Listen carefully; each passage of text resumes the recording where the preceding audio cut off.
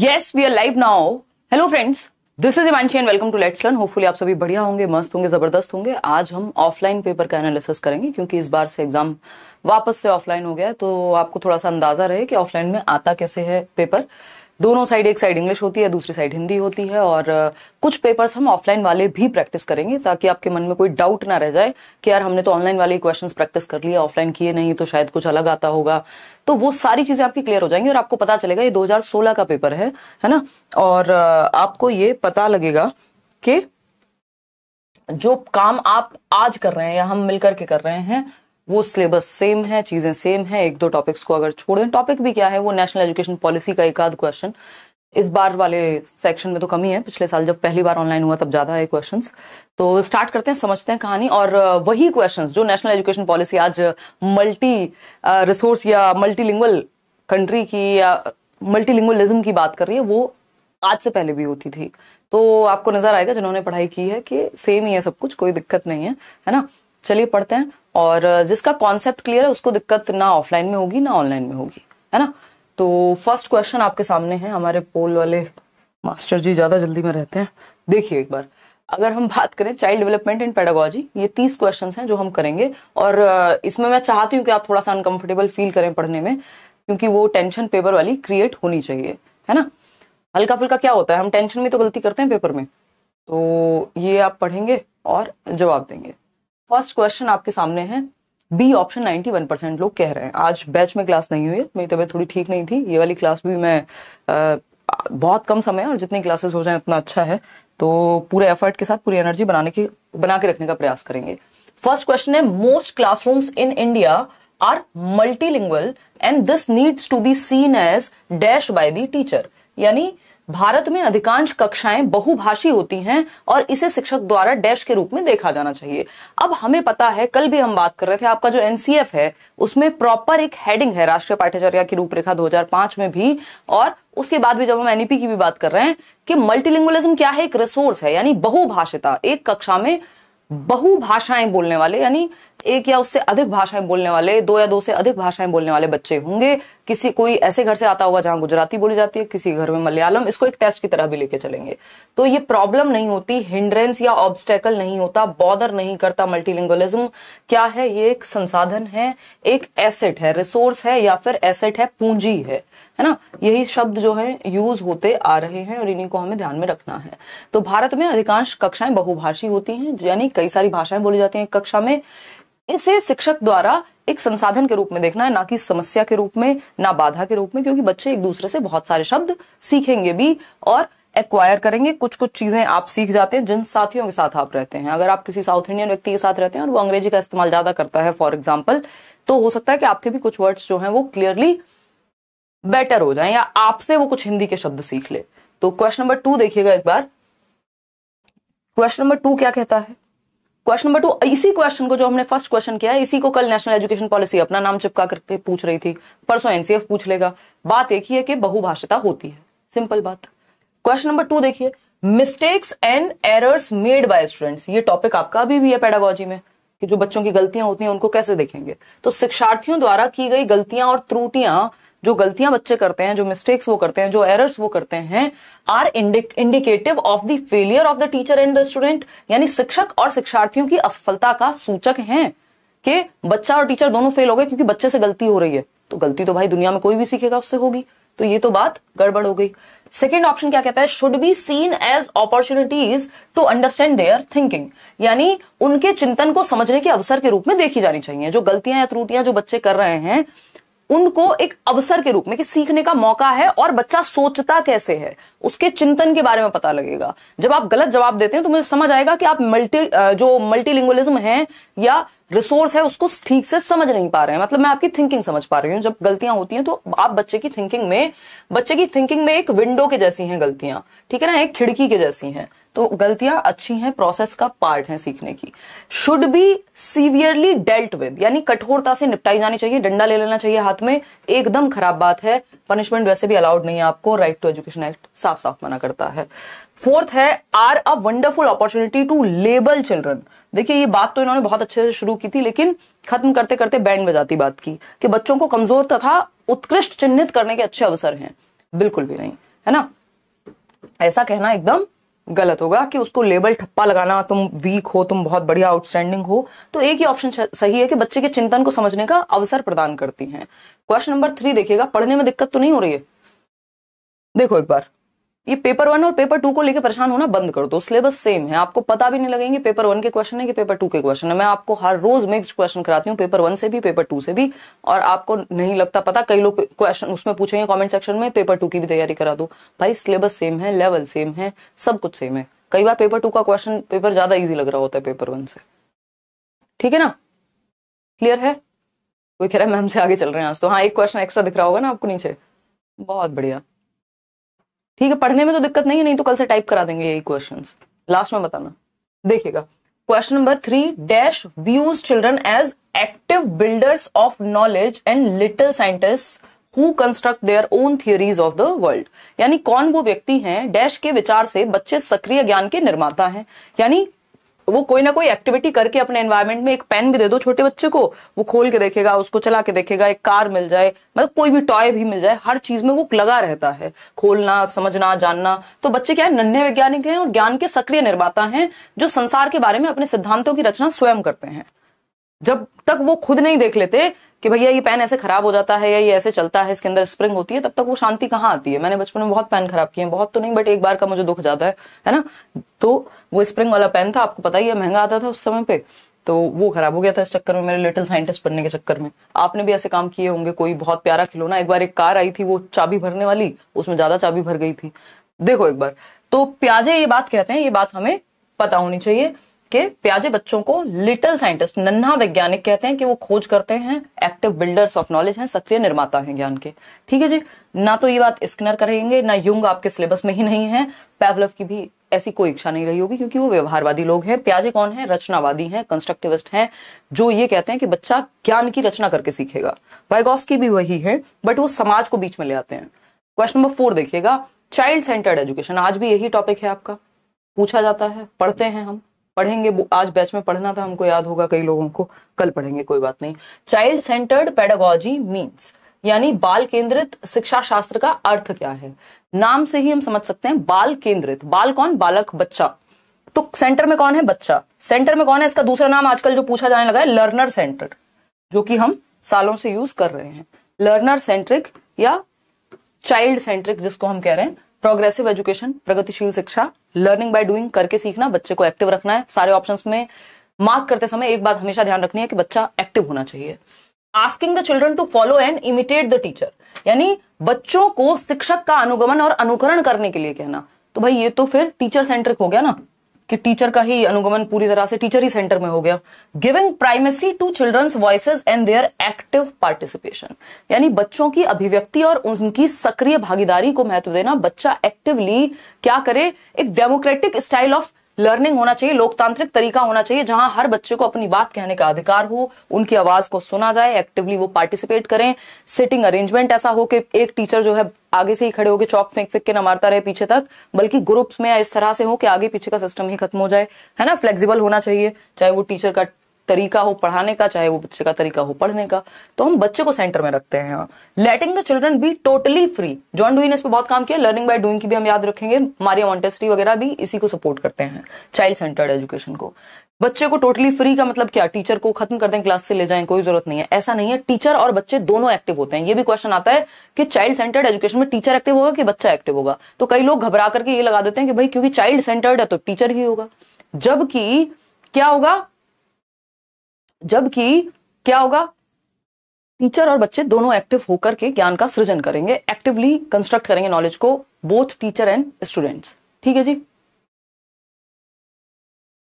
नहीं ना अभिलाषा, अब आप खतरनाक टीचर से पढ़ोगे अगर, इसीलिए कंफ्यूजन क्रिएट होती है। इसीलिए कहा जाता है कि स्टिक टू वन टीचर, और मतलब कोशिश करिए वन बुक, कि आप 10 बार एक किताब को पढ़ लें, 10 किताबें एक बार पढ़ने से, ऐसे कंफ्यूजन फिर होगी create. Giving moral education to the children, यानी कि नैतिक शिक्षा देना बच्चों को, इसको हम चाइल्ड सेंटर्ड एजुकेशन कहते हैं? बिल्कुल भी नहीं। तो B option is the right answer, कि हम बच्चों की आवाज को प्राइमेसी देते हैं, तभी तो चाइल्ड सेंटर्ड कहला रहा है। अब ये हल्का सा मिसप्रिंट है, मैनेज कीजिएगा इसको। क्वेश्चन नंबर 5 क्या कहता है, पढ़िए एक बार। A teacher can help the children to process a complex situation by, यानी कि जटिल परिस्थिति को संसाधित करने में शिक्षक बच्चों की सहायता कर सकता है। कैसे? पहला ऑप्शन है not offering any help at all so that children learn to help on their own, यानी बच्चे को कोई मदद ही मत दो, अपने आप सीख जाएगा। तो अगेन ऐसा नहीं है कि चाइल्ड सेंटर्ड एजुकेशन ये कहती है या पियाजे ये कहते हैं कि टीचर का रोल खत्म कर दो। भाई वो फैसिलिटेट तो करेगा, वो सुविधा तो देगा, जहां दिक्कत होगी वहां तो होगा। तो ये बात तो गलत हो गई। Giving a lecture on it, lecture में बच्चा एक्टिव नहीं होता, हमें बच्चे को एक्टिव रखना है। Breaking the task into smaller parts and writing down instructions, कार्य को छोटे छोटे हिस्सों में बांटने के बाद निर्देश लिख करके। कॉम्प्लेक्स सिचुएशन यानी जटिल है, कोई जो समस्या है वो बड़ी समस्या है, जटिल समस्या है।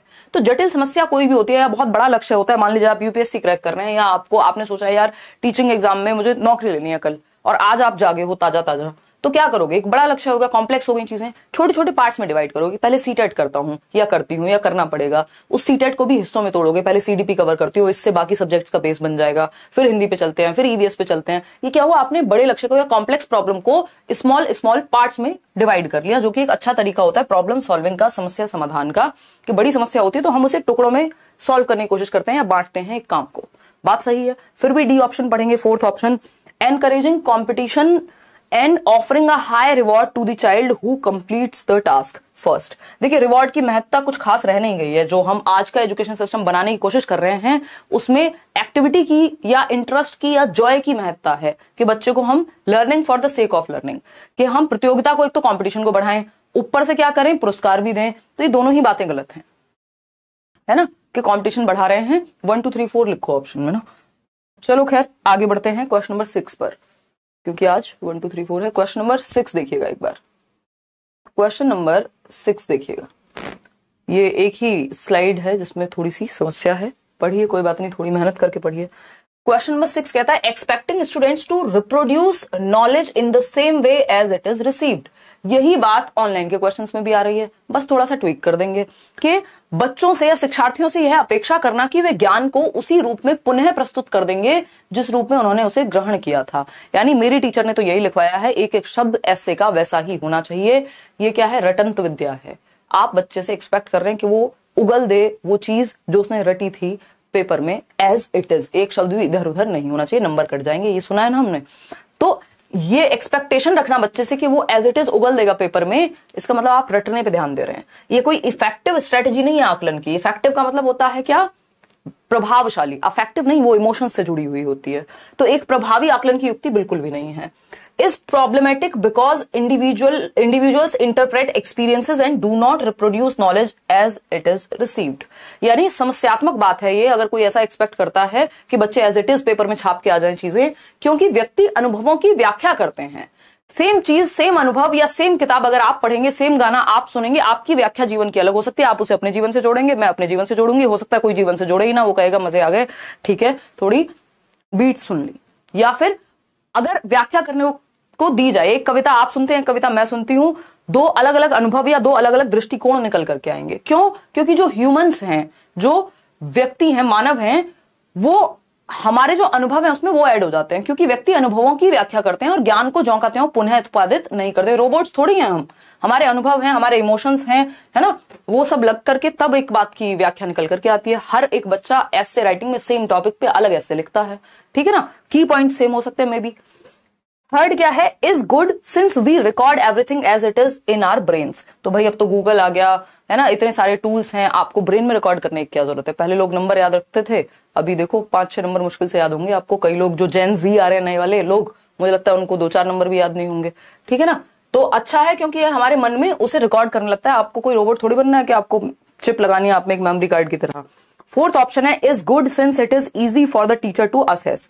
टीचर के आकलन के लिए, तो टीचर को आसान बनाने का काम थोड़ी है, बच्चे के लिए आसानी बनानी है हमें।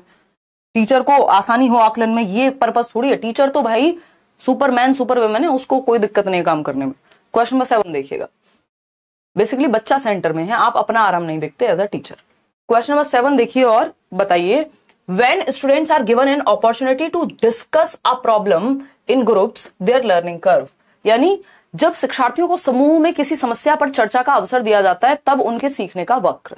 यानी जब बच्चों को ग्रुप में, एक तो है जब उनको अकेले बोल दिया किसी प्रॉब्लम पे बात करने के लिए, एक है जब वो ग्रुप में किसी समस्या का समाधान निकाल रहे हैं या फिर चर्चा कर रहे हैं उस पे कि भाई ये है हमारे आसपास, मान लीजिए एनवायरमेंट की कोई प्रॉब्लम है, कोई और समस्या है, पानी की कोई समस्या है, अब वो ग्रुप में बात करके या सॉल्यूशन निकाल रहे हैं एक्टिविटी करके। अब इससे उनका लर्निंग कर्व क्या होता है, कितने समय में कितना सीखा, ये आपका लर्निंग कर्व है। अभी आप सीटेट के बाद पढ़ेंगे हम इसको डिटेल में, सीटेट में जरूरत नहीं है, बस लर्निंग कर्व का मतलब है सीखने की गति या सीखने का वक्र, कितने समय में कितना आप सीख पाए, मात्रा कितनी रही कितने समय में।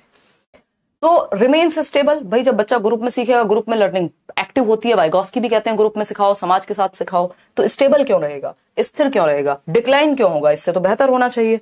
रिमेन्स द सेम क्यों रहेगा भाई, जब बच्चा एक्टिव है, एक्टिव इन्वॉल्वमेंट है, एक दूसरे से चर्चा करेगा, डिबेट होगा, डिस्कशन होगा, एक्टिविटी होगी, तो अधिगम का वक्र, सीखने का जो वक्र है, रेट है, वो बेहतर हो जाएगा। तो D option is the right answer, या fourth option is the right answer over here.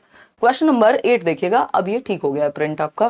Question number 8 देखिए, जवाब दीजिए। अभी क्वेश्चन नंबर 8 को ही सॉल्व करें, कुछ गिफ्टेड लोग होंगे जिनका ध्यान 8 को छोड़ के 9th पे चला जाएगा, वो एक स्टेप आगे चलते हैं, है ना।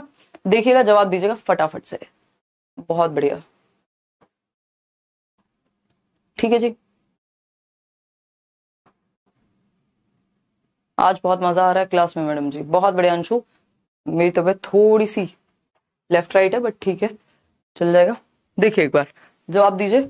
The pace of development varies from one individual to another, यानी जो सीखने की गति है, पेस है, बस आपको ये लग रहा होगा कि कंपैरेटिवली उतने बड़े बड़े क्वेश्चंस नहीं है लैंग्वेज में जितने बड़े ऑफलाइन में हो गए, ऑनलाइन में हो गए हैं, जबकि बात सेम ही कही जा रही है। The pace of development varies from one individual to another but it follows dash pattern, यानी विकास की गति, जो पेस है डेवलपमेंट का, जो रेट ऑफ डेवलपमेंट है अगर मैं कहूं, तो गति एक व्यक्ति से दूसरे व्यक्ति में भिन्न होती है, किंतु वह एक डैश नमूने का अनुगमन करते हैं, यानी जो रेट ऑफ डेवलपमेंट है वो डिफरेंट है। दो बच्चे हैं, लगभग सेम टाइम पे पैदा हुए हैं, 2-4 दिन का अंतर है, कोई चलना थोड़ा सा पहले सीखेगा, दूसरा बोलना जल्दी सीख लेगा। तो हम बोलते नहीं, माँ बाप को आपने देखा होगा, हमारा बच्चा तो इतने साल का हो गया अभी तक बोल नहीं पा रहा है, दूसरा बच्चा जो बहुत बोलने लग गया, मतलब रेट का अंतर है, दर का अंतर है, किसी में कोई चीज जल्दी हो रही है, किसी में कोई दूसरी चीज स्लो हो रही है, लेकिन एक पैटर्न है। ऐसा नहीं है कि किसी का बच्चा पहले दौड़ना शुरू कर दिया बाद में खड़े होना शुरू किया। तो मतलब क्या हुआ, पेस डिफरेंट होता है, रेट, विकास की दर भिन्न होती है, लेकिन क्रम सेम है, यूनिवर्सल है क्रम, यानी एक सीक्वेंस में होता है।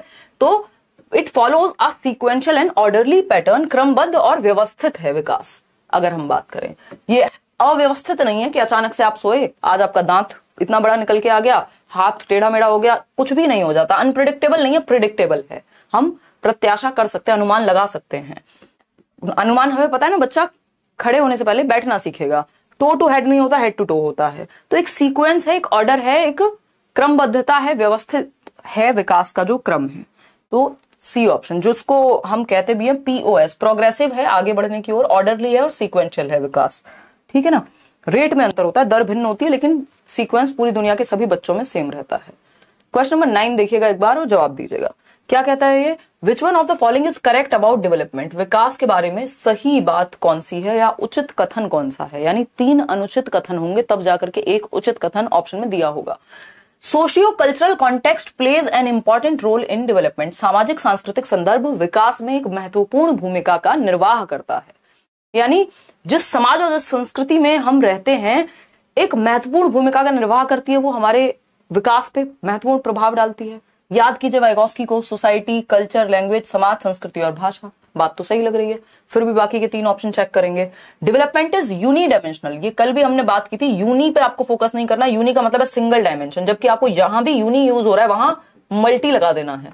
तो मल्टी डायमेंशनल है, बहुआयामी है, सिर्फ शरीर का ही विकास नहीं होता, दिमाग का भी होता है, सामाजिक विकास भी होता है, इमोशनल डेवलपमेंट भी होगा, ठीक है ना। तो ये यूनिडायमेंशनल नहीं हो सकता। डेवलपमेंट इज डिस्क्रीट, यानी कि पृथक होता है, अलग थलग, जबकि ये इंटर रिलेटेड है, डेवलपमेंट के सारे प्रकार एक दूसरे से प्रभावित होते हैं। Development begins and ends at birth, जन्म से ही शुरू होके तुम पे ही शुरू तुम पे ही खत्म, ऐसे नहीं होता, जन्म से शुरू होके नहीं, वूम टू टूम्ब, गर्भ से कब्र तक जीवन पर्यंत चलने वाली प्रक्रिया है।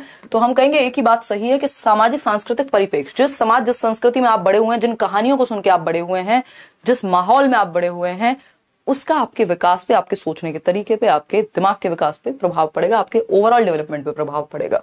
तो फर्स्ट ऑप्शन ही क्या है, सही है, बाकी सारे खराब हैं, सही बात नहीं करते विकास के बारे में। क्वेश्चन नंबर 10 देखिएगा और जवाब दीजिएगा थोड़ा सा पेशेंस के साथ।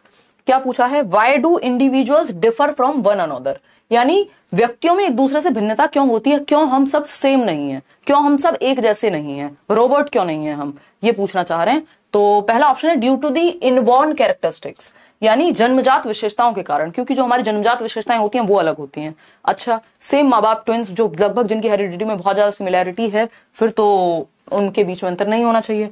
Due to the interplay between heredity and environment, ये बात सुंदर, सस्ती, टिकाऊ लग रही है, क्योंकि आनुवांशिकता और वातावरण के बीच में जो अन्योन्य क्रिया होती है उसकी वजह से इंडिविजुअल्स क्या होते हैं, अलग होते हैं। हमें माहौल सबको सेम नहीं मिलता, माहौल कई बार सेम मिल जाता है या वातावरण सेम मिल जाता है, तो हमारी हेरिडिटी डिफरेंट होती है, जेनेटिक कोड डिफरेंट होता है, किन्हीं भी दो लोगों का थंबप्रिंट सेम थोड़ी होता है। तो एनवायरमेंट और हेरिडिटी का कॉम्बिनेशन ऐसा बनता है कि कोई भी दो लोग बिल्कुल सेम नहीं हो सकते।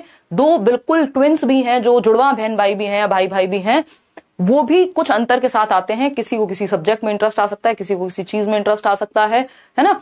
तो बी ऑप्शन सही है, फिर भी सी और डी को चेक करेंगे। Because each individual has received a different gene set from his और हर पेरेंट्स। सिर्फ हेरिडिटी या सिर्फ एनवायरमेंट की तरफ नहीं जाएंगे, दोनों का प्रोडक्ट ढूंढना है आपको। Because of the impact of the environment, क्यों सिर्फ एनवायरमेंट, क्यों भाई हेरिडिटी भी, और सिर्फ हेरिडिटी क्यों, एनवायरमेंट का भी रोल रहेगा।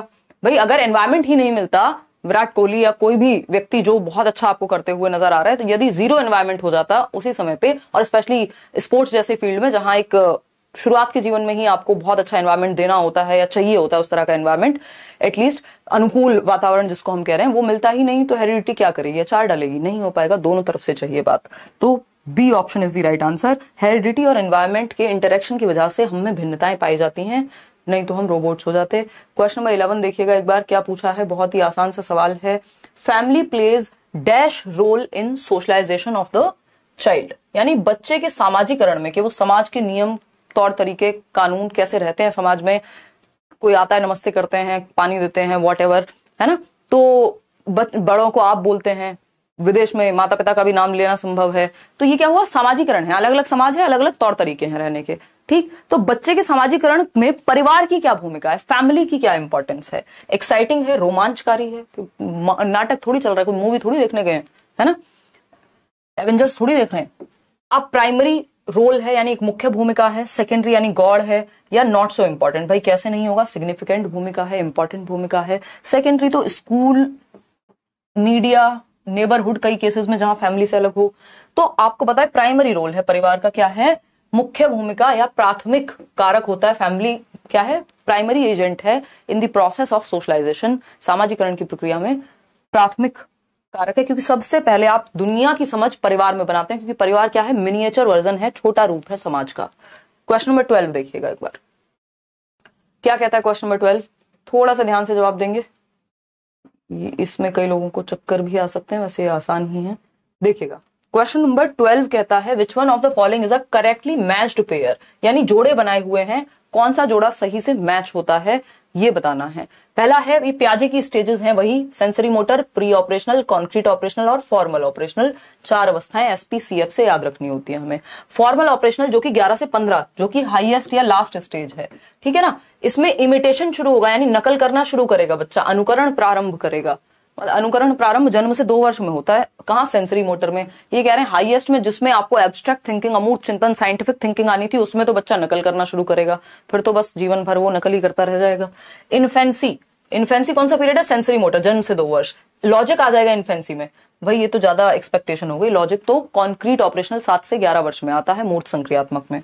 प्री ऑपरेशनल में डिडक्टिव थॉट, जबकि ये बात हमने की है कि प्री ऑपरेशनल छोड़ दीजिए, कॉन्क्रीट में भी इंडक्टिव आता है। फॉर्मल ऑपरेशनल जो सबसे पहले वाली यहां लिखी हुई थी, लास्ट वाली, उसमें डिडक्टिव आता है, ठीक है ना, एग्जाम्पल टू रूल जाने वाला। तो कॉन्क्रीट ऑपरेशनल लास्ट ही ऑप्शन बचता है जो सही होगा, is able to conserve and classify, यानी मूर्त संक्रियात्मक अवस्था का बच्चा संधारण एवं वर्गीकरण योग्य बन जाता है। ये हमने वैसे भी समझा हुआ है कि सी फॉर कॉन्क्रीट ऑपरेशनल, और कॉन्क्रीट ऑपरेशनल में सीसीएस 3 चीजें आ जाती हैं।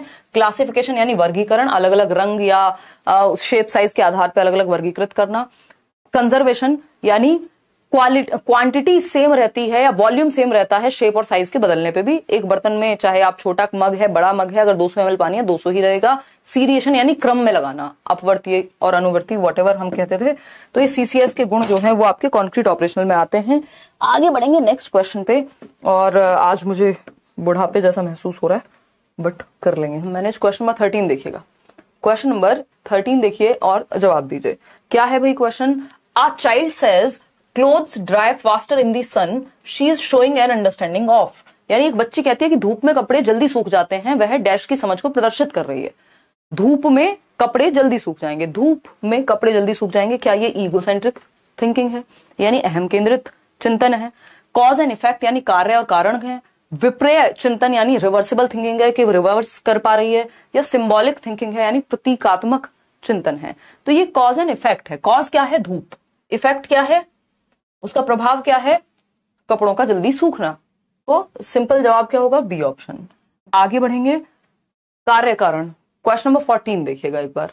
क्या है क्वेश्चन नंबर 14 में? क्या पूछा है भाई? अकॉर्डिंग टू पियाजे children's thinking differs in dash from adults than in dash. ये क्वेश्चन कई बार से दिखा नहीं है और ऐसा हो सकता है किसी शिफ्ट में पूछ भी लिया हो, लेकिन ये मल्टीपल टाइम्स आया था ये क्वेश्चन, फिर कई साल तक आया था, बस लैंग्वेज चेंज कर देते थे। और इस बार भी आ जाता है। मेरे को ऐसा इंट्यूशन सा फील हो रहा है कि कहीं पे चिपका सकते हैं, है ना? ये बड़ा पसंद है इनको, तो पेपर 1 पेपर 2 किसी सेट में आ जाए। देखिए, तो अकॉर्डिंग टू पियाजे लैंग्वेज हल्की चेंज हो जाएगी। अकॉर्डिंग टू पियाजे, पियाजे के अनुसार बच्चों का चिंतन वयस्कों से यानी जो बच्चे हैं, चिल्ड्रन हैं, उनकी जो थिंकिंग प्रोसेस है वो डिफर करती है अडल्ट से। किस चीज में? ये पढ़ने में बहुत गलती होती है लोगों को, ये समझ में तो आ जाता है। तो आप लोग बी ऑप्शन 65% लोग कह रहे हैं, यानी काइंड में डिफरेंट होता है अमाउंट की बजाय। बात तो सही कह रहे हैं आप। पियाजे के अनुसार बच्चों का चिंतन, जो बच्चों की सोच है, वो वयस्कों से डैश में भिन्न होती है। अब आपको सोचना है किस में भिन्न होती है। हमने ये बात की है कि बच्चा भी उतना ही सोच रहा है जितना आप सोच रहे हैं दिन भर में, बस आपके सोचने का प्रकार अलग होगा। तो किस में भिन्न होती है? प्रकार में भिन्न होगी। जो सोच है वो काइंड में भिन्न होगी। क्यों? क्योंकि आपका प्रकार क्या होगा? आप सोच रहे होंगे यार आज घर में क्या बनाऊं, है ना? अगर आप खाना बनाने की जिम्मेदारी आपके पास है, या फिर आप सोच रहे होंगे कि ब्रेकअप हो गया यार, ये वाला सब्जेक्ट भी पढ़ना है। बच्चे के लिए हो सकता है वो वाला खिलौना टूट गया, मम्मी वहां घुमाने कब ले जाएंगी, लेकिन सोच दोनों रहे हैं। तो अमाउंट सेम है, मात्रा सेम है, बस प्रकार अलग है, क्वालिटी ऑफ थॉट अलग है। तो हम ये कहेंगे प्रकार में भिन्न होती है बजाय की मात्रा के। बच्चा भी उतना ही सोच रहा है जितना आप सोचते हैं। तो अकॉर्डिंग टू पियाजे children's thinking differs in kind. अब इसको और अलग अलग तरीके से कैसे कहा जा सकता है उसको भी समझेंगे, है ना? काइंड में डिफरेंट होती है जो बच्चे की सोच है, वो प्रकार में अलग है कि बच्चा अलग ढंग से सोचेगा, उसका क्वालिटी ऑफ थॉट डिफरेंट होगा। देन इन अमाउंट, अमाउंट उसके लिए भी सेम है। अब इसको क्या कहा जा सकता है? काइंड को आप क्वालिटी कह सकते हो कि क्वालिटी डिफरेंट है बच्चे के थॉट की और आपके थॉट की। वहीं अमाउंट को आप क्वांटिटी कह सकते हो कि क्वांटिटी में डिफर नहीं करता, जो थॉट है बच्चे का अडल्ट से क्वालिटी में डिफर करता है। तो इसी तरह से मल्टीपल टाइम थोड़ा सा लैंग्वेज को ट्विक करके पूछा जा चुका है। तो आपको पता होना चाहिए कि काइंड में अलग है यानी क्वालिटी में अलग है, प्रकार में अलग है, अमाउंट यानी क्वांटिटी सेम है दोनों के सोचने की। अगर हम बात करें साइज में डिफरेंट है, टाइप में नहीं, तो ये बात गलत होगी, बल्कि टाइप में डिफरेंट है, साइज में नहीं। तो ये उल्टा कर दिया, साइज और टाइप भी लिखा हो तब भी आपको समझ जाना है कि टाइप डिफरेंट है बच्चे की सोच का, साइज नहीं। अमाउंट और काइंड ये उल्टा कर दिया। साइज और करेक्टनेस, करेक्टनेस और बिना करेक्टनेस की बात ही नहीं है कि बच्चा सही सोच रहा है या आप सही सोचते हैं बच्चा गलत सोचता है। भाई वो भी सही सोचता है अपनी एज के अनुसार। आगे बढ़ेंगे क्वेश्चन नंबर 15 पर। क्वेश्चन नंबर 15 क्या कहता है समझते हैं एक बार। क्वेश्चन नंबर 15 कहता है which of the following is an example of scaffolding. Scaffolding क्या है?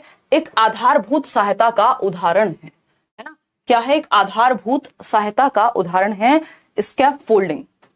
बताइएगा एक बार। स्कैफोल्डिंग आधारभूत सहायता का उदाहरण है, बताइए। पहला ऑप्शन है giving motivational lectures to students, यानी बच्चों को प्रेरित करने वाले भाषण देना स्कैफोल्डिंग है। या फिर offering explanations without encouraging questioning. देखो ये बात गलत नहीं लग रही होगी आपको पढ़ के, एक तरह से सहायता ही तो दे रहा है ना व्यक्ति, कि अगर मोटिवेशनल भाषण देने पे भी वो क्या हो रहे हैं, बच्चे प्रेरित हो रहे हैं, प्रॉब्लम सॉल्व हो जाएगी। किसी के दिमाग में तो आ रहा होगा ये भी, मैं देखना चाहती हूँ किसी ने तो लगा भी दिया होगा। 8% लोग हैं जिन्होंने दिया है। 10% लोग कह रहे हैं offering explanations without encouraging questioning. अब आप जब बस यहीं तक पढ़ लेते हैं और उसके आगे आप पढ़ते ही नहीं है तो गड़बड़ होती है। प्रश्न पूछने को बढ़ावा दिए बिना स्पष्टीकरण देना, भाई बच्चे को क्वेश्चनिंग को भी तो बढ़ावा देना है, बिना मतलब थोड़ा ना आप बिना मांगे मदद नहीं करनी होती। तो offering explanations without encouraging questions, बच्चे ने क्वेश्चन पूछा ही नहीं, क्वेश्चन किया ही नहीं, बस आपने एक्सप्लेन कर दिया तो उसके दिमाग में अटकेगा ही नहीं फिर वो कभी। Offering both material and non material rewards, rewards कभी भी क्या है, स्कैफोल्डिंग नहीं कहलाते। Giving prompts and cues and asking questions at critical junctures, ये बात है जो आपको समझनी पड़ेगी। बी ऑप्शन भी हट गया और आपका यहां सी ऑप्शन भी हट गया। अब आपको ए और डी में कंफ्यूजन हो सकती है। 68% लोग सही जवाब दे रहे हैं जो कि है डी, कि अनुबोधन और संकेत देना तथा नाजुक स्थितियों पर प्रश्न पूछना। इंग्लिश में पढ़ेंगे तो और अच्छे समझ में आएगा कि प्रॉम्प्ट्स देना, क्यूज देना, इनको क्या, इनका मतलब क्या, हिंट्स देना अगर मैं कहूं तो, ठीक है ना। And asking questions at critical junctures, यानी बच्चा जहां अटक रहा हो वहां उसको हिंट देना, वहां उसको मदद देना, वहां हाफ प्रॉब्लम सॉल्व कर देना। किसी स्टेप पे अटका है मान लो मैथ्स के या किसी भी सब्जेक्ट में, तो वो स्टेप सॉल्व कर देना, उसको हिंट दे देना। जब बच्चा अटकता है वहां मदद दी जाती है, वो भी टेम्परेरी, जब तक वो स्वयं ना करने लग जाए। ये वैसी हेल्प नहीं है कि जरूरत भी नहीं है तब भी हेल्प दे रहे हैं। मोटिवेशनल लेक्चर कहां दिया जा रहा है, बच्चा कहीं अटका था नहीं, तो जहां बच्चे को प्रॉब्लम होती है वहां उस एक स्टेप पे प्रॉब्लम को हेल्प की तरह, टेम्परेरी हेल्प कहते हैं इसको, अस्थायी मदद कहते हैं, कि जहां दिक्कत है वहां वो टीचर या मोर नॉलेजेबल अदर, जो भी व्यक्ति उससे ज्यादा जानता है, वो हेल्प दे दे बच्चे को। ये दिया तो ब्रूनर ने था, बट ये वाइगॉस्की की थियरी में यूज होता है। तो ब्रूनर आपके किसी काम के नहीं है स्कैफोल्डिंग के कॉन्सेप्ट में। आपको वाइगॉस्की याद रखने, चाहे स्कैफोल्डिंग हो चाहे जेडपीडी हो। क्वेश्चन नंबर 16 देखिएगा। क्वेश्चन नंबर 16 क्या कहता है भाई, देखिएगा एक बार। वाइगॉस्की के अनुसार बच्चे सीखते हैं, यानी वाइगॉस्की के अनुसार बच्चे सीखते कैसे हैं। According to Vygotsky, children learn by maturation, यानी परिपक्व होकर के सीखते हैं। या फिर बी ऑप्शन, हम बिहार में सुपर टेट परीक्षा देने जा रहे हैं आपकी वजह से, आपका दिल से धन्यवाद, थैंक यू सो मच जी। देखिए, तो अगर हम बात करें बाय मैचुरेशन यानी परिपक्वता, यानी जीन्स, मैचुरेशन क्या है, एक जेनेटिक प्रोसेस या हाईली रिलेटेड टू हेरिडिटी है। ये बात हमें पता है कि समय के साथ हमारे दांत आते हैं, समय के साथ हमारी अकल वाली दाढ़ आती है, बोला जाता है ना विजडम टूथ। तो ये सब क्या है, या समय के साथ प्यूबर्टी हिट करती है मेल और फीमेल में। तो ये क्या है, मैचुरेशन की प्रक्रिया है जो हेरिडिटी हमारे जेनेटिक कोड से आ रही है। और ये कह रहे हैं वाइगॉस्की के अकॉर्डिंग क्या सही होगा। वाइगॉस्की तो बायोलॉजिकल एस्पेक्ट्स को, जैविक प्रक्रियाओं को, आनुवांशिकता को महत्व ही नहीं देते उन्होंने, तो बल्कि वाइगॉस्की की थियरी को क्या किया जाता है, क्रिटिसाइज किया जाता है, आलोचना की जाती है कि उन्होंने हेरिडिटी पे ध्यान ही नहीं दिया, सोसाइटी, कल्चर और लैंग्वेज में ही डांस करते रह गए, ठीक है ना। तो मैचुरेशन तो होगा ही नहीं। ये प्याजे के बारे में सही होगा बिल्कुल 100%। क्यों, क्योंकि MESE की बात की है उन्होंने, मैचुरेशन, एक्सपीरियंस, इक्विलिब्रियम और सोशल एक्सपीरियंस। याद आया कुछ, ठीक। 4 फैक्टर्स। इमिटेशन की बात बेंड्यूरा करते हैं, लैंग्वेज की फॉर्म में स्किनर करने लग जाएंगे। तो इमिटेशन की भी बात वाइगॉस्की ने नहीं कही। वाइगॉस्की ने ये नहीं कहा समाज को देखो, संस्कृति को देखो और नकल करनी शुरू कर दो। वाइगॉस्की कह रहे हैं उनके साथ इंटरेक्ट करके। भाई मुझे क्वेश्चंस पूछना बहुत बढ़िया लगता है, मुझे डिस्कशंस बहुत पसंद है, तो अब मैं किसी के साथ बैठूंगी तो नकल थोड़ी ना करने लग जाऊंगी सामने वाले की, है ना। तो क्या होगा, हम चर्चा करेंगे, एक समझ पैदा होगी, ठीक है, एक समझ पैदा होगी। तो वो इंटरेक्शन से जो समझ का पैदा होना है, वो वाइगॉस्की कह रहे हैं कि इंटरेक्शन से हमारी एक समझ बढ़ती है। तो by interacting with adults and peers, ये बात एकदम सही है कि समाज में अंतः क्रिया करके या परस्पर क्रिया करके, बातचीत करके, चर्चा करके, डिबेट करके, डिस्कशन करके हम एक समझ बनाते हैं और उससे हमारा संज्ञानात्मक विकास होता है, ऐसा वाइगॉस्की कह रहे हैं। इसीलिए सोसाइटी, कल्चर और लैंग्वेज को उन्होंने महत्वपूर्ण माना है, क्योंकि अगर लैंग्वेज नहीं होगी तो भी मैं ये चर्चा नहीं कर पाऊंगी, अगर समाज ही नहीं होगा तो चर्चा करूं किससे। कल्चर, जो एक चीज चली आ रही है वहां से कुछ सीखने को नहीं मिलेगा तो भी मजा नहीं आएगा। तो ये तीनों ही चीजें महत्वपूर्ण हैं। रीइंफोर्समेंट की कोई वैल्यू ना प्याजे की नजर में है, ना वाइगॉस्की की, ना आपके सिलेबस में है कोई। क्यों, क्योंकि ये व्यवहारवादी पक्ष है और हम रचनावादी पक्ष यानी कंस्ट्रक्टिविज्म को ध्यान में रखते हैं। आगे बढ़ेंगे क्वेश्चन नंबर 17 पर।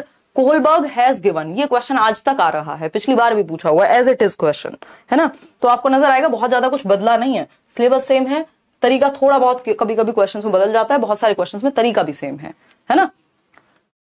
कोहलबर्ग ने प्रस्तुत किए हैं, क्या प्रस्तुत किए हैं, स्टेजेस ऑफ फिजिकल डेवलपमेंट, कि शारीरिक विकास कैसे होता है, बच्चा 1.5 साल में इतना लंबाई होती है, फिर इतनी होती है, ऐसा कुछ पढ़ा है कोहलबर्ग के बारे में, नहीं पढ़ा, है ना।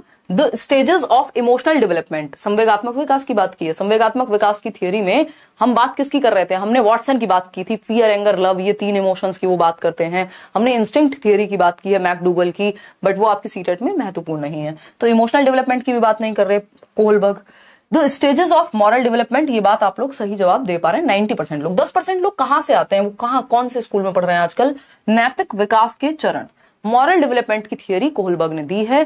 पियाजे की थियरी से इंस्पायर्ड है, कॉपीड नहीं है, याद रखिएगा। ठीक, the stages of cognitive development, ये तो पियाजे ने दी है, वाइगॉस्की ने स्टेजेस दी ही नहीं है, स्टेजेस ऑफ कॉग्निटिव डेवलपमेंट पियाजे ने दी है। ठीक है, और पियाजे ने मॉरल डेवलपमेंट की भी थियरी दी थी, जिससे इंस्पायर्ड है नैतिक विकास का सिद्धांत किसका, कोहलबर्ग का। इनको क्रिटिसाइज किसने किया है, क्रिटिसाइज किया है कैरल गिलिगन, इन्हीं की स्टूडेंट थी। और कितनी स्टेजेस दी हैं, 6 स्टेजेस। कितने लेवल्स दिए हैं, 3 लेवल, 6 स्टेजेस, हर एक लेवल पे 2 स्टेज, तो 3 दूनी 6 होते हैं, ये हमको सबको पता है। ठीक है जी, आगे बढ़ेंगे क्वेश्चन नंबर 18 पर और आप देंगे जवाब। ठीक, थोड़ा सा बड़ा सवाल है, इतना भी छोटा नहीं है, ऑफलाइन होने के बावजूद। पढ़िएगा और जवाब दीजिएगा, एक बार फटाफट से जवाब दीजिए। स्कूल के पीछे कोई कह रहा है, बहुत बढ़िया शिवानी। हाँ चलिए बताइए एक बार, मार्च से आते हैं मैम। हाँ ये बात आपने सही कही सौम्या, टाइटैनिक तो नहीं देख के आ रहे हैं। रेगुलर क्लास लेते हैं क्या आप मैम? शिल्पी बिल्कुल रेगुलर ले रहे हैं यार, है ना, पेट में दर्द है तब भी रेगुलर ले रहे हैं, अब इससे ज्यादा क्या बच्चे की जान लोगे हैं। इवन बैच में छुट्टी हो गई है आज, संडे को ऑफ रखते हैं और पेपर तक कोशिश रहेगी जितना ज्यादा काम हम लोग कर पाए उतना अच्छा है। 2 ऑप्शन 84% लोग कह रहे हैं। चलिए समझते हैं कहानी है क्या। Which one of the following situations is illustrative of a child-centered classroom? यानी निम्नलिखित में से कौन सी स्थिति बाल केंद्रित कक्षा कक्ष को प्रदर्शित कर रही है। यानी कौन सी एक एक्टिविटी या कौन से ऑप्शन को देख करके आप अनुमान लगा पा रहे हैं कि बच्चे सेंटर में होंगे इसमें। A class in which the textbook is the only resource, ये कल भी बात की थी कि टेक्स्ट बुक एकमात्र संसाधन नहीं हो सकती, one of the resources होती है। ठीक है ना। A class in which the students are sitting in groups and the teacher takes turns to go to each group, यानी एक कक्षा जिसमें शिक्षार्थी समूहों में बैठे हैं और शिक्षिका बारी बारी से प्रत्येक समूह में जा रही है, यानी टीचर भी एक्टिव, बच्चे भी एक्टिव। और ऐसा नहीं है कि पीछे वाले बच्चे सो गए, सब ग्रुप में बैठे हैं तो एक्टिव भी हैं। बात सही लग रही है। अ class in which the behaviour of students is governed by the rewards and punishment. Reward और पनिशमेंट कुछ काम के नहीं है, है ना, कुछ भी काम के नहीं है। आज के एजुकेशन के सिस्टम में अगर देखा जाए तो बहुत ज्यादा महत्व इनका रह नहीं गया, वो बात अलग है। हमारी कंडीशनिंग हो चुकी है कि हम इनको महत्वपूर्ण ज्यादा मानते हैं और ये पुश स्टार्ट देने में, बच्चों की शुरुआत कराने में कई बार हेल्पफुल होते हैं और ये व्यवहारवादी कॉन्सेप्ट है। तो बच्चा सबसे ज्यादा एक्टिव हमें यहां नजर आ रहा है, फिर भी 4th ऑप्शन पढ़ लेते हैं। A class in which the teacher dictates and the students are asked to memorise the notes. बच्चों को रट्टे लगाने को कहा जाता है नोट्स के, और टीचर जो है वो सर्वोसर्वा है, डिक्टेट करता है, तो ये भी गलत हो जाएगा क्योंकि ये टीचर सेंट्रिक क्लासरूम है और हमसे पूछा क्या था, चाइल्ड सेंट्रिक, बच्चा लर्नर सेंटर्ड क्लासरूम। तो बच्चा और टीचर दोनों एक्टिव होते हैं, थोड़ी देर पहले आपको बताया था, both teacher and students are active in a child centred classroom. Question number 19 देखिएगा एक बार। इंटेलिजेंस इज, सिंपल सा सवाल है, इसे भी देखना कितने लोग गलत करेंगे। इंटेलिजेंस इज यानी बुद्धि क्या है। क्या बुद्धि हो तब तो बताएं, ऐसे ही मजाक करते हैं ना कई टीचर्स। हाँ तो मैं वही प्रैक्टिस करने की कोशिश कर रही हूँ, देखिएगा एक बार, फटाफट से बताइएगा बुद्धि क्या है, यानी इंटेलिजेंस क्या है, बताइए। प्लेलिस्ट बनाई हुई है, सारे सेशंस आपको इस बार के और पिछली बार के भी। आप कोई भी टॉपिक सर्च करेंगे सीटेट के सिलेबस से रिलेटेड, लगभग सभी सब्जेक्ट में पूरी उम्मीद है कि आपको मिल जाएगा वीडियो। हिमांशु सिंह आगे लिख दीजिए।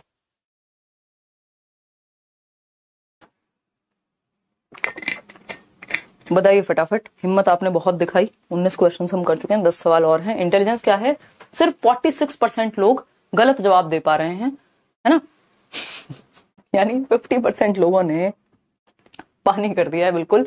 36% लोग ही सही जवाब दे रहे हैं अगर देखें तो। 48% तो पता नहीं उनको क्या मिल गया है सी ऑप्शन में, कौन से लड्डू ढूंढ लिए उन्होंने। सिर्फ 35% लोग सही जवाब दे रहे हैं। अब आप देख सकते हैं 65% लोग कैसे गलत जवाब देने में लगे हुए हैं। इसका जो सही उत्तर होना चाहिए वो होना चाहिए डी ऑप्शन, ठीक है ना। क्या होना चाहिए, डी ऑप्शन। क्यों है, क्योंकि बुद्धि क्या है, एक स्पेसिफिक एबिलिटी नहीं। यही कह के कि तो मर गए लोग, सिंगल एंटिटी कह के एल्फ्रेड बिने कहते रहे और बहुत सारे लोगों ने यही माना, नहीं बस एक ही चीज होती है बुद्धि, तो या तो होती है या तो नहीं होती। इसी बात को तो चैलेंज किया गार्डनर ने, जो हार्वर्ड गार्डनर का बहुबुद्धि सिद्धांत आप पढ़ते हैं, वो यही तो कह रहे हैं कोई विशिष्ट योग्यता नहीं है कि बुद्धि अगर मैथ्स में बुद्धिमान है तो सब में बुद्धिमान है, हो सकता है म्यूजिक में अच्छा ना हो। तो बुद्धि सेट ऑफ कैपेबिलिटीज हो सकती है, सामर्थ्यों का एक समुच्चय हो सकती है, मल्टीपल टाइप की हो सकती है, ठीक है ना। तो D option is the right answer. Imitate करने की क्षमता को बुद्धि नहीं कहते, जेनेरिक कॉन्सेप्ट या एक सिंगुलर कॉन्सेप्ट बिल्कुल भी नहीं है, या एक विशिष्ट योग्यता नहीं, सामर्थ्यों का एक समूह या सेट ऑफ कैपेबिलिटीज हम मान सकते हैं। आगे बढ़ेंगे, बाकी बात ये सही है स्पेसिफिक एबिलिटी, लेकिन किस कॉन्टेक्स्ट में पूछा है ना। क्योंकि कुछ लोग हैं एल्फ्रेड बिने जैसे जिन्होंने इनिशियली इसको माना था, लेकिन आज के समय में हम इस कॉन्सेप्ट को नहीं मानते कि बुद्धि कोई सिंगल एंटिटी होगी। क्वेश्चन नंबर 20 देखिएगा फटाक से। क्वेश्चन नंबर 20 देखिए और जवाब दीजिए। Early childhood is dash period for language development, यानी भाषा विकास की दृष्टि से प्रारंभिक बचपन। प्रारंभिक बचपन की उम्र क्या होती है बताओ फटाफट से? 2 से 6 वर्ष या 3 से 6 वर्ष कई जगह पे आपको मिल जाएगा, है ना। 3 to 6 years ऑफ एज। और 6 से 12 होती है आपकी लेटर चाइल्डहुड, उत्तर बाल्यावस्था। तो पहला ऑप्शन क्या कहता है? भाषा विकास के लिए प्रारंभिक बचपन अमहत्वपूर्ण है। अब हमें पता है 2 से 6 वर्ष इतना महत्वपूर्ण है हमारे लिए लैंग्वेज डेवलपमेंट के लिए। क्या कहते हैं हम इसको? क्रिटिकल पीरियड कहते हैं, बेहद महत्वपूर्ण जिसको हम कहते हैं, है ना, बेहद महत्वपूर्ण। सेंसिटिव पीरियड है ये, एक क्रिटिकल पीरियड है, फास्टेस्ट पीरियड है फॉर लैंग्वेज डेवलपमेंट। सबसे तेजी से भाषा का विकास बच्चे का यही होगा। हर चीज को वो रिपीट करता है 2 से 6 वर्ष में, और 6 वर्ष में कक्षा 1 में जाता है बच्चा, उससे पहले उसको बोलना सुनना समझना आता है। तो वो 2 से 6 वर्ष का ही टाइम है। 2 वर्ष तक तो वो बेचारा एक शब्द 2 शब्द जोड़ के एक सेंटेंस बना ले, बहुत बड़ी बात है। तो एक सेंसिटिव या संवेदनशील, यानी माहौल मिले तो बहुत अच्छे से वो भाषा को यहाँ एक्वायर कर लेगा। अनइम्पॉर्टेंट नहीं है, न्यूट्रल यानी जीरो नहीं है ना, और नॉट सो सिग्निफिकेंट नहीं, सिग्निफिकेंट पीरियड है। ठीक, लगभग हर दृष्टि से, फिजिकल डेवलपमेंट की भी, सोशलाइजेशन की भी, बुद्धि के भी, लैंग्वेज डेवलपमेंट के लिए भी ये वाला जो टाइम पीरियड है। क्वेश्चन नंबर 21 देखिए, 21वां सवाल पढ़िए और जवाब दीजिए। अ टीचर रिमार्क्स इन अ को एजुकेशन क्लास टू बॉयज, यानी को एजुकेशन मतलब कोएड स्कूल है जहां लड़के भी पढ़ते हैं और लड़कियां भी पढ़ रही हैं।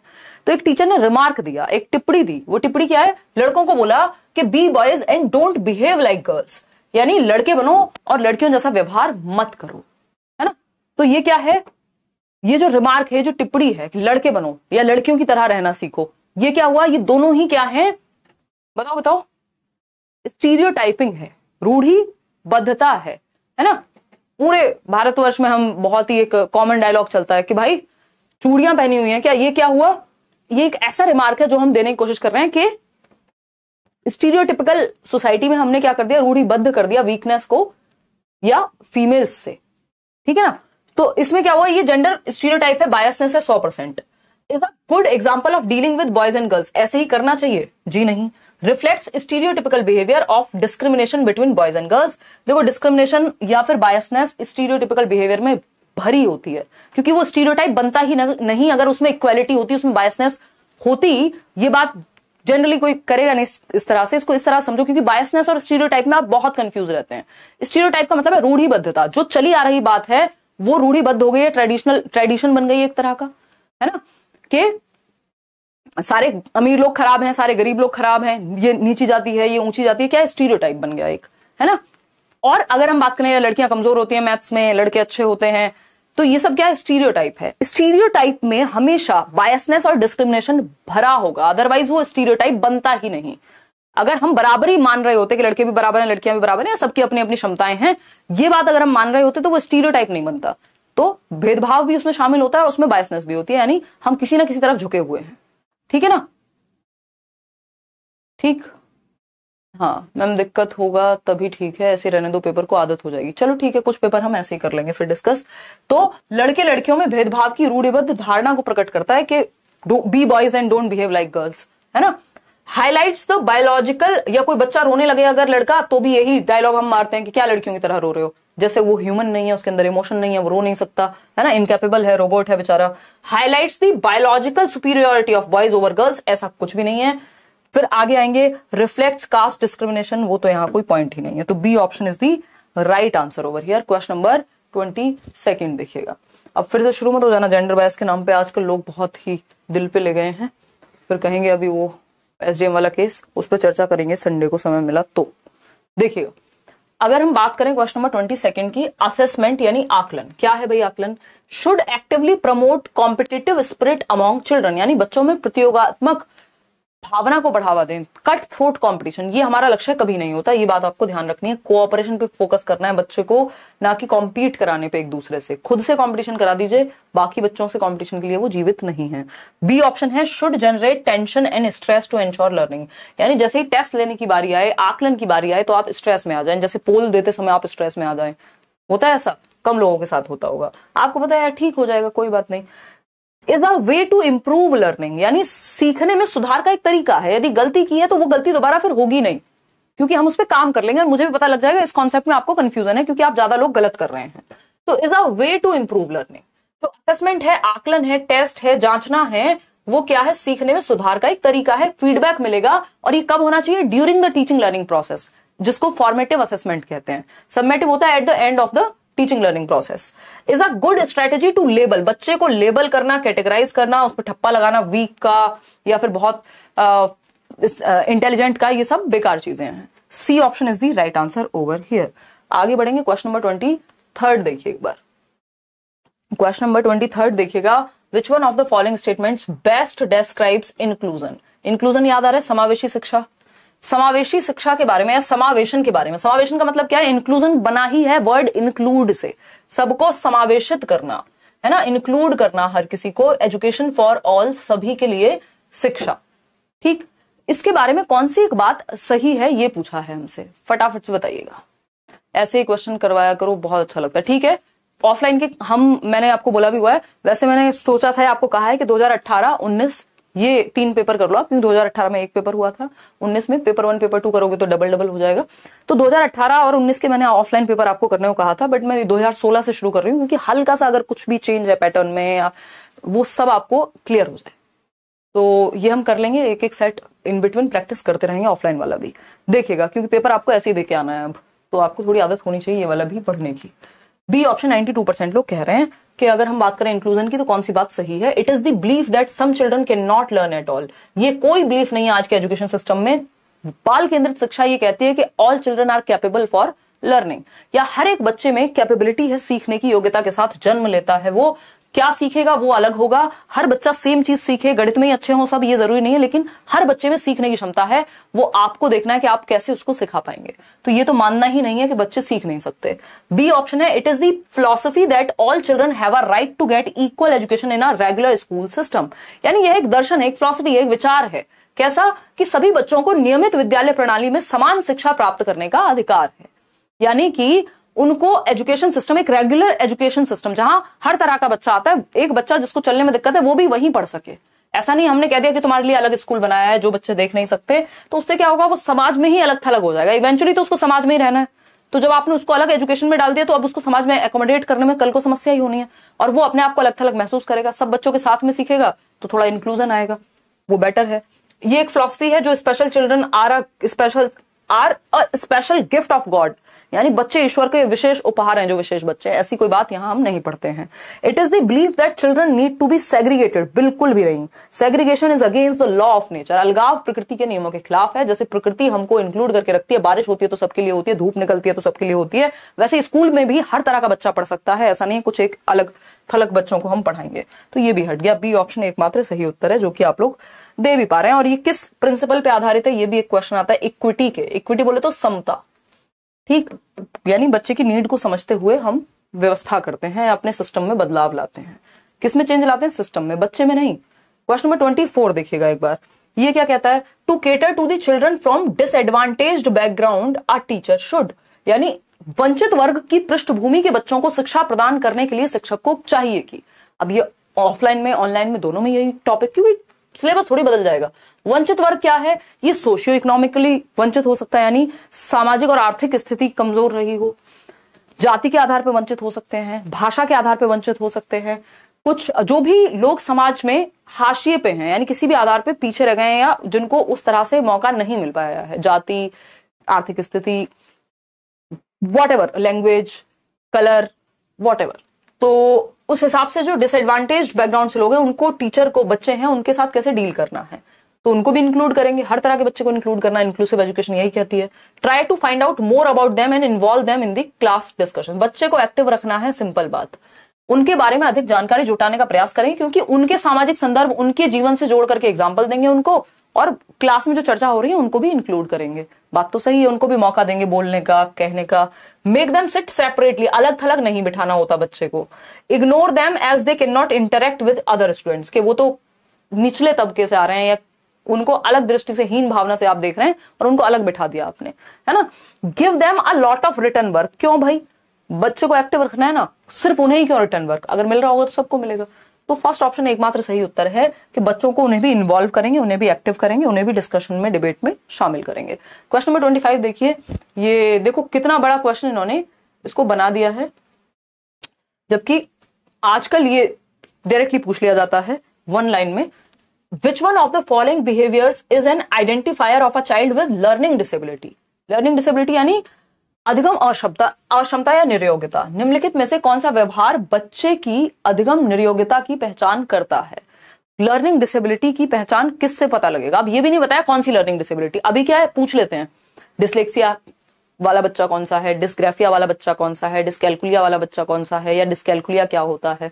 यहाँ सीधा लर्निंग डिसेबिलिटी दे दिया। अब खुद से पहचानो कोई भी लर्निंग डिसेबिलिटी किस ऑप्शन में नजर आ रही है। 83% लोग बी ऑप्शन कह रहे हैं, बिल्कुल सही है। अब्यूसिव बिहेवियर, अब्यूसिव बिहेवियर जो अपमानजनक व्यवहार है, ये कोई भी लर्निंग डिसेबिलिटी का हिस्सा नहीं है। ये बच्चे के एक्सपीरियंसेस या बहुत सारी चीजें इसमें हो सकती हैं। तो अब्यूसिव बिहेवियर को हम लर्निंग डिसेबिलिटी में काउंट बिल्कुल भी नहीं करते, वो बहुत सारे रीजन से हो सकता है। बी ऑप्शन है, writing B as D, was as saw, 21 as 12। ये बात हम बहुत बार डिस्कस कर चुके हैं। बी को डी लिखता है बच्चा, वॉज को सॉ लिखता है या पढ़ता है, और 21 को 12 पढ़ता है। डॉग को गॉड, गॉड को डॉग, ये सारी समस्या 6 को 9 पढ़ सकता है। अब पढ़ेगा जो गलत वो लिखेगा भी गलत। तो डिसलेक्सिया ये इस बच्चे को, राइटिंग है इसलिए ये नहीं सोच लेना कि ये डिसलेक्सिया नहीं होगा, डिस्ग्राफिया होगा। डिस्ग्राफिया में ऐसा नहीं होता कि वो उल्टा लिख देता है। डिस्ग्राफिया में तो आप राइटिंग पढ़ ही नहीं पाएंगे, ऐसी राइटिंग होती है। तो डिसलेक्सिया ही है, क्योंकि ये बच्चे रीडिंग और राइटिंग दोनों में गड़बड़ कर देते हैं। भाई जब गलत पढ़ रहा है बच्चा, जब 100 को वॉज पढ़ा है तो वॉज कैसे लिखेगा? मतलब 100 को अगर वॉज पढ़ा है बच्चे ने तो वो वॉज ही लिखेगा जब उससे 100 बोलोगे। या सिंपल तरीके से देखें, अगर वो बी को डी पढ़ता है तो जब भी आप उसे बी लिखने को कहोगे वो डी लिखेगा। मतलब पढ़ता गलत है तो लिखेगा भी गलत, सिंपल बात। तो बी ऑप्शन यहां सही लग रहा है। सी ऑप्शन है, low attention span and high physical activity. ये एडीएचडी वाला बच्चा होता है, बट यहां पे अटेंशन स्पैन कम है और उच्च शारीरिक गतिविधि है। इनको हम डेवलपमेंटल डिसऑर्डर भी कह देते हैं। ये लर्निंग डिसेबिलिटी में ही काउंट हो जरूरी नहीं है। एडीएचडी जैसी चीजों को विकासात्मक अक्षमताएं भी कह देते हैं। फ्रीक्वेंट मूड स्विंग्स, ये एडीएचडी ऑटिज्म वाले बच्चे को भी हो सकते हैं। लेकिन अगर ऑटिज्म और एडीएचडी की बात कर रहे हैं तो ये कोई लर्निंग डिसेबिलिटी ना होकर के डेवलपमेंटल डिसऑर्डर्स हैं। यानी जन्म से जो आपके शुरुआत के जीवन के 8-10 साल होते हैं बच्चे के, तभी पता लग जाता है कि क्या कुछ ना कुछ डेवलपमेंट में समस्या हुई है। तो यहाँ पे जो लर्निंग डिसेबिलिटी की कैटेगरी में आता है वो आता है B option, B as D and 21 को 12 पढ़ रहा है। क्वेश्चन नंबर 26 देखिए, और 4 सवाल हैं फिर आपकी छुट्टी है। A child who can see partially, यानी वो बच्चा जो आंशिक रूप से देख सकता है, यानी पार्शियली देख सकता है, पूरी तरह से क्लियर नहीं दिखता, थोड़ा थोड़ा ब्लर या कुछ हद तक विजन जो है क्लियर है, पूरी तरह से क्लियर नहीं है, उसकी जो आईसाइट है उसमें प्रॉब्लम है। Should not be given education since it is not of any use to him. ऐसे बच्चे को शिक्षा ही मत दो जिसको ठीक से दिखता नहीं है, उसके लिए शिक्षा भी काम की नहीं है। तो ये एकदम वाहियात बात हो गई है ना। हम कह रहे हैं एजुकेशन फॉर ऑल, सभी के लिए शिक्षा, इंक्लूसिव एजुकेशन, ठीक। Needs to be put in a separate institution, यानी एक अलग इंस्टीट्यूशन में, सेपरेट नहीं, रेगुलर स्कूल सिस्टम में। Should be put in a regular school while making special provisions, ये बात सही है कि विशेष प्रावधान करते हुए एक नियमित विद्यालय में रखना। यानी बच्चे को अगर देखने में समस्या है, पार्शियली दिखता है, तो आप बड़ा लिखेंगे बोर्ड पे, ये आपने क्या किया, विशेष प्रावधान किया। बच्चे को आगे बिठाएंगे, है ना। तो अगर ब्रेल लिपि की जरूरत है, बिल्कुल नहीं दिखता, तो ब्रेल लिपि का इस्तेमाल करेंगे, लेकिन रेगुलर क्लासरूम में पढ़ाएंगे, ठीक है ना। तो यही तो इंक्लूसिव एजुकेशन है। सी ऑप्शन सही है। Should be put in a regular school with no special provision. भाई जब आपने कोई प्रोविजन ही नहीं किया, आप कह रहे हैं जिस बच्चे को चलना नहीं आता, जिस बच्चे को देखना नहीं आता, वो भी क्या करे, छोटे छोटे प्रिंट में पढ़े। इतने छोटे प्रिंट में अगर किसी को आप पढ़वाएंगे जिसको देखने में समस्या है, जिसका विजन क्लियर नहीं है, तो फिर आप अपराध कर रहे हैं एक तरह से एज अ टीचर। तो C option is the right answer कि स्पेशल प्रोविजन करते हैं हम, बच्चों की नीड के अकॉर्डिंग सिस्टम में परिवर्तन करते हैं इंक्लूसिव एजुकेशन में। ऐसा नहीं है कि वो बच्चे सीखेंगे नहीं। लर्निंग की जब हम बात कर रहे हैं तो देखिएगा, जवाब दीजिएगा सीखना या अधिगम, है ना। लर्निंग एंड मोटिवेशन एक टॉपिक है, मैंने क्वेश्चंस भी कराए थे आपको। Learning has very little connection with emotions, यानी सीखने का संवेगों से बहुत कम संबंध है। मतलब मुझे आज कैसा महसूस हो रहा है, इससे सीखने पे कोई प्रभाव नहीं पड़ेगा। भाई हो सकता है मैं ज्यादा अच्छे से समझा पाती अगर थोड़ी सी तबीयत और बेटर होती। Is independent of a learners emotions, यानी सीखने वाले के संवेगों से स्वतंत्र है। ये बात मैं आपको बताई थी, कल परसों हम डिस्कस भी कर रहे थे बैच में भी। जब ज़ेज़ोंग लिखा हो, क्या लिखा हो, ज़ेज़ोंग लिख रहा हो, सीखने वाले के संवेगों से स्वतंत्र है, ये बात ज़ेज़ोंग कहते हैं। उसके अलावा बाकी सारे लोग जो हैं उनके अलावा वो इंटर रिलेटेड हैं, इंटरट्वाइंड हैं, इंटरमिंगल्ड हैं। कौन? Cognition and emotion. भाई आप कैसा महसूस कर रहे हैं, इस बात से बहुत हद तक प्रभाव पड़ेगा आपके सीखने पे। यदि बच्चा बहुत डिप्रेस्ड है, कोई घटना घट गई है जीवन में, तो वो सीख ढंग से नहीं पाएगा। बजाय कि अगर वो जॉयफुल होता, खुश होता, एक्साइटेड होता, तो अच्छे से सीखता। वहीं जब वो एंग्शियस है, नेगेटिव इमोशंस को फील कर रहा है, बहुत ज्यादा फियरफुल है या फिर बोर्ड है, तो ये सब सिचुएशन में सीखना मुश्किल हो जाता है। इन्फ्लुएंस्ड बाय लर्नर्स इमोशंस, ये बात बिल्कुल सही है कि एक बच्चे के या एक लर्नर के, एक अधिगमकर्ता के इमोशंस से सीखने वाले के संवेगों से प्रभावित होता है अधिगम। ठीक है ना? Is not affected by learners emotions, ऐसा थोड़ी, रोबोट थोड़ी हो आप, आपके इमोशंस आपके सीखने को, आपके जीवन को प्रभावित करते हैं। ठीक है ना? कोई संबंध नहीं है, ये कहना भी गलत होगा। तो कॉग्निशन एंड इमोशन वाला टॉपिक को इन्होंने इस तरह से पूछ लिया। ठीक, तो जो आपकी लर्निंग में आपके इमोशंस का रोल है, मोटिवेशन का भी रोल है। यदि बच्चा ज्यादा मोटिवेटेड है, ज्यादा बेहतर तरीके से सीखेगा। मोटिवेशन बिल्कुल नहीं है तो नहीं सीख पाएगा। क्वेश्चन नंबर 28 देखिएगा, थोड़ा सा लेंदी है बट आप जवाब दे पाएंगे मेरे ख्याल में। देखिएगा, पढ़िए फटाफट से, 2 क्वेश्चन और हैं इसके बाद, फिर आप आराम से जाकर के सो सकते हैं। बताइए फटाफट से, मतलब सोइएगा मत, कई लोग तो पढ़ते हैं, मैं देखती हूँ आप लोग 11 से 1 के बीच में ज्यादातर लोग सोते हैं। बहुत कम नंबर आ रहे हैं इंग्लिश में, कोई बात नहीं, करा देंगे। इंग्लिश और हिंदी की प्रैक्टिस बढ़िया करा देंगे, डोंट वरी, टेंशन ना लो। इतने प्रीवियस प्लेलिस्ट जो टॉपिक वाइज मैंने कराई हुई है वो देख लो, उसके ऊपर फिर जो भी एक्स्ट्रा चीजें होंगी वो कर लेंगे। यूट्यूब पे कराई हुई है, फ्री नोट्स भी दिए हुए हैं, पढ़ लो यार, डिस्क्रिप्शन बॉक्स में लिंक मिल जाएगा या टेलीग्राम चैनल से। क्वेश्चन नंबर 28 कहता है, to enable students to make conceptual changes in their thinking a teacher should, यानी अपने चिंतन में अवधारणात्मक परिवर्तन लाने हेतु शिक्षार्थियों को सक्षम बनाने के लिए शिक्षिका को क्या करना चाहिए, यानी बच्चों को अपने कॉन्सेप्ट्स में परिवर्तन करना है तो टीचर क्या करे। Discourage children from thinking on their own and ask them to just listen to her and follow that, यानी बच्चों को स्वयं चिंतन करने के लिए हतोत्साहित करना चाहिए कि तुम तो खुद से सोचो ही मत, तुमसे क्या सोचना आता है, मैं बताऊंगी उसी को मान लेना। तो बच्चे की थिंकिंग को आपने बंद कर दिया, डब्बा बंद, ये तो खराब तरीका, बच्चा एक्टिव नहीं रहेगा। Offer an explanation in a lecture mode, बस एक एक्सप्लेनेशन दे दी लेक्चर मोड में, तो बच्चा पैसिव है यहाँ, जबकि हमें बच्चे को एक्टिव रखना है। वो ऑप्शन ढूंढिए जिसमें बच्चा एक्टिव हो, सिंपल एक ट्रिक है पूरे पेपर को सॉल्व करने की। सी ऑप्शन है, make clear and convincing explanations and have discussions with the students, यानी स्पष्ट और आश्वस्त करने वाली व्याख्या देना चाहिए तथा विद्यार्थियों के साथ चर्चा होनी चाहिए। बच्चे एक्टिव लगे थोड़े से, फिर भी डी ऑप्शन चेक करेंगे। ऑफर रिवॉर्ड्स फॉर चिल्ड्रन जो अपनी थिंकिंग को चेंज कर पा रहे हैं, तो रिवॉर्ड का कोई सेंस नहीं है यहाँ पे, चर्चा के साथ परिवर्तन आना चाहिए ताकि सच में कॉन्सेप्ट्स में चेंज आ पाए।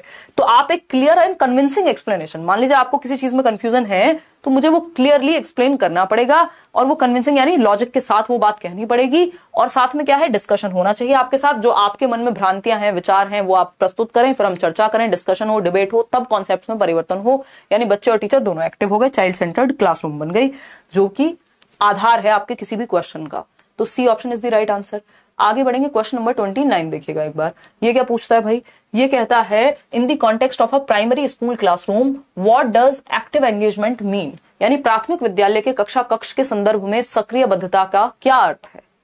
एक्टिव एंगेजमेंट मतलब बच्चे सक्रिय हैं, सो नहीं गए पीछे, पैसिव नहीं है बच्चे, सक्रिय हैं, एक्टिविटी कर रहे हैं कुछ ना कुछ। Imitating and copying the teacher, अब इमिटेट करना, नकल करने को या कॉपी करने को एक्टिविटी करना नहीं कहते। बच्चे का दिमाग, उसका दिल, उसकी बॉडी, ये सब एक्टिव है, तब हम एक्टिविटी कह रहे हैं। एटलीस्ट दिमाग तो हुई, नकल करने को तो हम एक्टिविटी नहीं कहते। ऐसे तो फिर ये वही बात हो गई कि भाई चोरी में भी मेहनत लगती है तो बहुत बढ़िया बात है, चोर तो बहुत मेहनती इंसान हो गया, है ना, तो उसको क्रेडिट दे दें इस बात का। इंक्वायरी, क्वेश्चनिंग एंड डिबेट, भाई यहां पे बच्चा एक्टिव है कि वो जब प्रश्न पूछेगा, खोजबीन करेगा, क्वेश्चनिंग करेगा, डिबेट, चर्चा करेगा, अपने विचार प्रस्तुत करेगा, दूसरों के विचार सुनेगा, ये बात 100% सही है, बच्चे प्रॉपरली एक्टिव है यहाँ पे। कॉपी करना आंसर को जो टीचर ने दिए हैं, रट्टे लगा लो, रिकॉल कर लो, ये सब बेकार की बातें हैं। B option is the right answer. Last question आपके सामने आज के लिए, आउट ऑफ 30 कितने ठीक किए वो बता के जाइएगा। क्वेश्चन नंबर 30 क्या कहता है, 30th कहता है कि चिल्ड्रन आर मोस्ट क्रिएटिव, यानी बच्चे सबसे ज्यादा रचनात्मक कब होते हैं, when they participate in an activity, बच्चे तब सर्वाधिक सृजनशील होते हैं जब वे किसी गतिविधि में भाग लेते हैं। कैसे भाग लेते हैं, under stress to do well in front of others, दूसरों के सामने अच्छा करने के दबाव में आकर, कि भाई दूसरों को करके दिखाना है इस बार। जब आप बहुत ज्यादा दबाव में हैं तब बहुत अच्छा पढ़ेंगे। हो सकता है 1-2% लोग हों कह दें हाँ हम पे तो बहुत दबाव रहता है तभी पढ़ते हैं। देखो एक सर्टेन लेवल ऑफ स्ट्रेस ठीक होता है, हेल्दी होता है, वो भी आप लोगों के लिए, मतलब एक हल्का सा चैलेंजिंग होनी चाहिए जो सिचुएशन है, लेकिन ओवर स्ट्रेस्ड होगा बच्चा तो दिक्कत हो जाएगी। तो स्ट्रेस तो हमको देना ही नहीं है बेसिकली, अगर बच्चे के कॉन्टेक्स्ट में देखें तो। आउट ऑफ इंटरेस्ट यानी अपनी रुचि से जब आप कोई काम करते हैं, मैं अपनी रुचि से खड़ी हूं यहाँ, किसी ने कोई मजबूरी नहीं है मेरी, आपकी कोई मजबूरी नहीं है, आपको किसी ने पैसे नहीं दिए, आपको जबरदस्ती नहीं बुलाया गया, आप इतनी संख्या में आए हैं, तो क्या हुआ, आउट ऑफ इंटरेस्ट काम हो रहा है। नीड हो सकती है आपकी ऑफकोर्स अपनी रुचि से। आउट ऑफ इंटरेस्ट अगर आप किसी काम को कर रहे हैं तो क्या होगा, आप सीख पाएंगे या नए नए तरीके ढूंढ पाएंगे किसी चीज को करने के, जब आप खुद से कुछ करते हैं तो। फॉर रिवॉर्ड्स ये भी ज्यादा लंबा नहीं टिकेगा। To escape their teachers scolding यानी डांट से बचने के लिए, तो भी आप बहुत ज्यादा रचनात्मक या ओरिजिनल नहीं हो पाएंगे, क्योंकि क्रिएटिविटी के लिए जरूरी है कि आप ओरिजिनल हो, आप में क्या हो, मौलिकता हो। मौलिकता तब होगी जब आप नेचुरली जैसे हैं वैसे आप किसी चीज में लगे हुए होंगे, ठीक है ना। तो आउट ऑफ इंटरेस्ट वाली बात है। और एक और चीज आपको याद रखनी है यहाँ पे, मैं बहुत बार कह रही हूं, हर बार डीसी साथ में चलते हैं, सीसी साथ में नहीं चलते। मतलब क्या हुआ, डीसी का मतलब क्या हुआ, डाइवर्जेंट थिंकिंग जुड़ी हुई है क्रिएटिविटी से, ना कि कन्वर्जेंट थिंकिंग जुड़ी हुई है क्रिएटिविटी से। ये बात ध्यान रखनी है, इसमें बहुत गड़बड़ होती है। सीसी साथ में नहीं जाएगा, यहाँ डीसी जाएगा साथ में, ठीक है जी। तो आउट ऑफ 30 कितने ठीक हुए वो आप बताएंगे एक बार स्कोर को। और आप चाहते हैं कि ये टाइप कराया जाए या फिर एज इट इज, जैसे आपने एक बार दो ऑप्शन दे दो, टाइप्ड या फिर एज इट इज, टाइप्ड या फिर पेपर, बस दो लिख दो। तो अगर हम बात करें आउट ऑफ 30 क्वेश्चंस कितने ठीक हुए आपके, वो आप कमेंट में बताएंगे। इसके अलावा इसी तरह से कुछ कुछ सेट हम ऑफलाइन वाले भी प्रैक्टिस करते रहेंगे, क्योंकि सिलेबस नहीं बदला है और एक आदत हो जाती है, जब आप सामने देखते हो उस तरह से थोड़ी तकलीफ होती है पढ़ने में, तो सही रहता है ना। पेपर ही पसंद है आप में से 77% लोगों को अभी तक तो जो नजर आ रहा है। Paper 30 out of 30, 23 out of 30, 25 out of 30। देख रहे हो, आसान है, मॉडरेट ही क्वेश्चंस आने हैं, क्योंकि पेपर एक लेवल पे ही सेट होता है कि इतने % डिफिकल्ट क्वेश्चन, इतने % इजी, इतने % मॉडरेट, और डिफिकल्ट क्वेश्चन बहुत कम ही होते हैं। और डिफिकल्ट भी क्या है, अगर आपका कॉन्सेप्ट क्लियर है तो डिफिकल्ट कुछ है नहीं, ठीक है ना। चलिए बहुत बढ़िया, सभी फिलोसफर्स को रिवाइज कर दो। फिलोसफर्स साइकोलॉजिस्ट ना, फिलोसफर्स तो इतने नहीं आते हैं आपके पेपर में, सीटेट में तो स्पेशली। चलिए 29 आउट ऑफ 30 करा देंगे, डोंट वरी, टेंशन क्यों लेते हो, सब हो जाएगा। आप बस मस्त 9 बजे रात को जग के आ जाओ और आपका डेली क्लास हो जाए, और नोट्स जो दिए हुए हैं वो पढ़ लो, थोड़ा बहुत साथ में प्रीवियस ईयर कोई कोर्स लिया हुआ है तो उसमें पढ़ लो, करियर विल पे जुड़े हुए हो तो वहां भी जो भी आपका कोर्स वगैरह है वो कंप्लीट कर लो। अदरवाइज ज्यादा आपको टेंशन लेनी नहीं है, इतना कर लोगे खुश रहोगे, मस्त, कोई टेंशन वाली बात है ही नहीं। बात ठीक है नहीं। चलें आगे बढ़े, सीटेट के बैच में भी आप एनरोल कर सकते हो। कल मिलते हैं, ऐसे ही टेस्ट देते रहेंगे बीच बीच में। कल मिलेंगे 9 बजे। Take care, bye bye, good night. ठीक है, पेपर ही करेंगे, 72% लोग पेपर ही कह रहे हैं, ठीक है। मतलब आपको डिफिकल्टी हो रही है लेकिन आपको मजा आ रहा है पढ़ने में, चलिए बहुत बढ़िया, धन्यवाद। कोई और बात हो आप कमेंट्स में पूछ लीजिएगा। Thank you so much. कल बैच में